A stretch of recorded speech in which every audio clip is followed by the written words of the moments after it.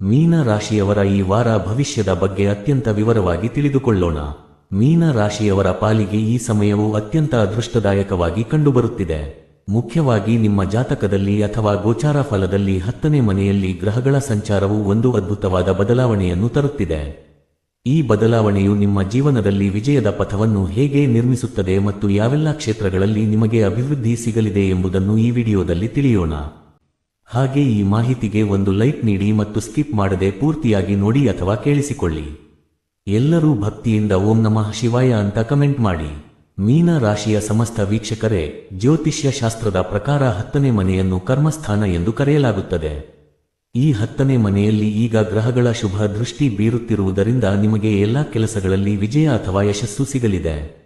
ಇಷ್ಟು ದಿನ ನೀವು ಪಟ್ಟ ಕಷ್ಟಕ್ಕೆ ಈಗ ಫಲ ಸಿಗುವ ಸಮಯ ಬಂದಿದೆ. ನೀವು ಕೈ ಹಾಕುವ ಪ್ರತಿಯೊಂದು ಕೆಲಸದಲ್ಲೂ ಒಂದು ರೀತಿಯ ಧನಾತ್ಮಕ ಶಕ್ತಿ ನಿಮ್ಮನ್ನು ಮುನ್ನಡೆಸುತ್ತದೆ.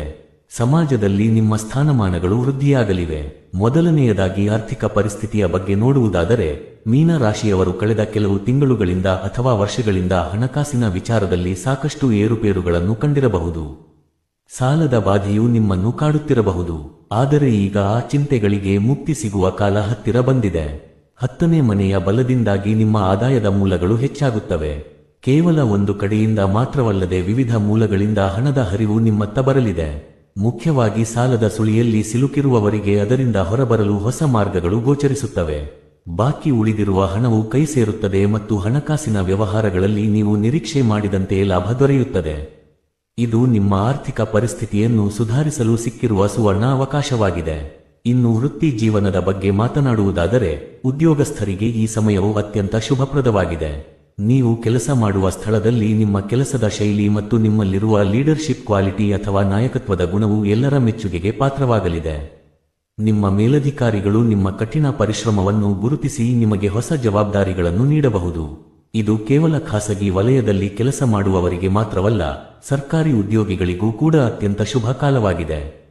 ವರ್ಗಾವಣೆ ಅಥವಾ ಬಡ್ತಿಗಾಗಿ ಕಾಯುತ್ತಿದ್ದವರಿಗೆ ಸಿಹಿ ಸುದ್ದಿ ಸಿಗುವ ಸಾಧ್ಯತೆ ಇದೆ.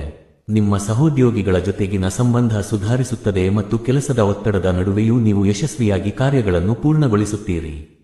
ವ್ಯವಹಾರ ಅಥವಾ ಬಿಸಿನೆಸ್ ಮಾಡುತ್ತಿರುವ ಮೀನ ರಾಶಿಯವರಿಗೂ ಕೂಡ ಈ ಸಮಯವು ಲಾಭದಾಯಕವಾಗಿದೆ. ನೀವು ಪಾಲುದಾರಿಕೆ ಅಥವಾ ಪಾರ್ಟ್ನರ್ಶಿಪ್ ಬಿಸಿನೆಸ್ನಲ್ಲಿ ತೊಡಗಿದ್ದರೆ ನಿಮ್ಮ ಪಾಲುದಾರರೊಂದಿಗೆ ಉತ್ತಮ ಸಮನ್ವಯ ಉಂಟಾಗುತ್ತದೆ. ಈ ಹಿಂದೆ ಇದ್ದ ಅಸಮಾಧಾನಗಳು ದೂರವಾಗಿ ಹೊಸ ಚೈತನ್ಯದೊಂದಿಗೆ ವ್ಯವಹಾರವನ್ನು ವಿಸ್ತರಿಸಲು ಮುಂದಾಗುತ್ತೀರಿ. ವ್ಯಾಪಾರದಲ್ಲಿ ಹೊಸ ಒಪ್ಪಂದಗಳಿಗೆ ಸಹಿ ಹಾಕುವ ಸಾಧ್ಯತೆ ಇದೆ. ಈ ಒಪ್ಪಂದಗಳು ಭವಿಷ್ಯದಲ್ಲಿ ನಿಮಗೆ ದೊಡ್ಡ ಮಟ್ಟದ ಲಾಭವನ್ನು ತಂದುಕೊಡಲಿವೆ. ಮಾರುಕಟ್ಟೆಯಲ್ಲಿ ನಿಮ್ಮ ಹೆಸರಿಗೆ ಹೊಸದೊಂದು ಮನ್ನಣೆ ಸಿಗುತ್ತದೆ. ನಿಮ್ಮ ವ್ಯವಹಾರದ ಯುಕ್ತಿಗಳು ಪ್ರತಿಸ್ಪರ್ಧಿಗಳಿಗೂ ಅಚ್ಚರಿ ಮೂಡಿಸುವಂತೆ ಇರುತ್ತವೆ. ವಿದ್ಯಾರ್ಥಿಗಳ ವಿಚಾರಕ್ಕೆ ಬಂದರೆ, ಓದಿನಲ್ಲಿ ಆಸಕ್ತಿ ಇರುವ ಮೀನ ರಾಶಿಯ ವಿದ್ಯಾರ್ಥಿಗಳಿಗೆ ಇದು ಅತ್ಯಂತ ಫಲಪ್ರದವಾದ ಸಮಯ. ಅದರಲ್ಲೂ ವಿಶೇಷವಾಗಿ ಸ್ಪರ್ಧಾತ್ಮಕ ಪರೀಕ್ಷೆಗಳಿಗೆ ಸಿದ್ಧತೆ ನಡೆಸುತ್ತಿರುವ ವಿದ್ಯಾರ್ಥಿಗಳು ಈ ಬಾರಿ ಉತ್ತಮ ಫಲಿತಾಂಶವನ್ನು ಪಡೆಯಲಿದ್ದಾರೆ. ನಿಮ್ಮ ಏಕಾಗ್ರತೆ ಮತ್ತು ಸ್ಮರಣ ಶಕ್ತಿ ಹೆಚ್ಚಾಗಲಿದೆ. ಕಠಿಣ ವಿಷಯಗಳನ್ನು ಸುಲಭವಾಗಿ ಅರ್ಥೈಸಿಕೊಳ್ಳುವ ಸಾಮರ್ಥ್ಯ ನಿಮ್ಮದಾಗುತ್ತದೆ. ಗುರುಗಳ ಮತ್ತು ಹಿರಿಯರ ಮಾರ್ಗದರ್ಶನವು ನಿಮ್ಮ ಯಶಸ್ಸಿಗೆ ದಾರಿದೀಪವಾಗಲಿದೆ. ವಿದೇಶದಲ್ಲಿ ಉನ್ನತ ವ್ಯಾಸಂಗ ಮಾಡಲು ಬಯಸುವವರಿಗೆ ಅನುಕೂಲಕರ ವಾತಾವರಣ ನಿರ್ಮಾಣವಾಗಲಿದೆ. ಆದರೆ ಜೀವನದಲ್ಲಿ ಎಷ್ಟೇ ಶುಭ ಫಲಗಳಿದ್ದರೂ ಕೆಲವು ಗ್ರಹಗತಿಗಳ ದೋಷದಿಂದಾಗಿ ಸಣ್ಣಪುಟ್ಟ ಅಡೆತಡೆಗಳು ಬರುವುದು ಸಹಜ. ಮೀನ ರಾಶಿಯವರು ಈ ಸಮಯದಲ್ಲಿ ಶನಿದೇವರ ಕೃಪೆಗೆ ಪಾತ್ರರಾಗುವುದು ಬಹಳ ಮುಖ್ಯ.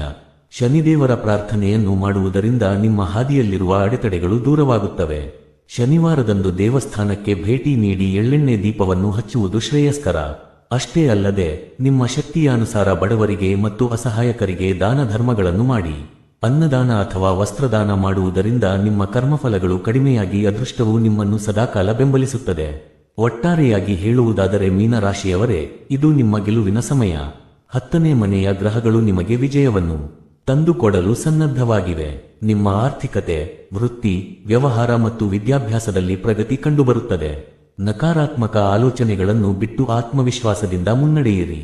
ದೈವ ಪ್ರಾರ್ಥನೆ ಮತ್ತು ಸತ್ಕರ್ಮಗಳು ನಿಮ್ಮನ್ನು ಉನ್ನತ ಸ್ಥಾನಕ್ಕೆ ಕೊಂಡೊಯ್ಯುತ್ತವೆ.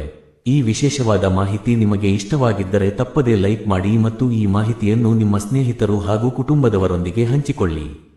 ಮೀನ ರಾಶಿಯ ಪ್ರತಿಯೊಬ್ಬರಿಗೂ ಈ ವಿಷಯ ತಲುಪಲಿ.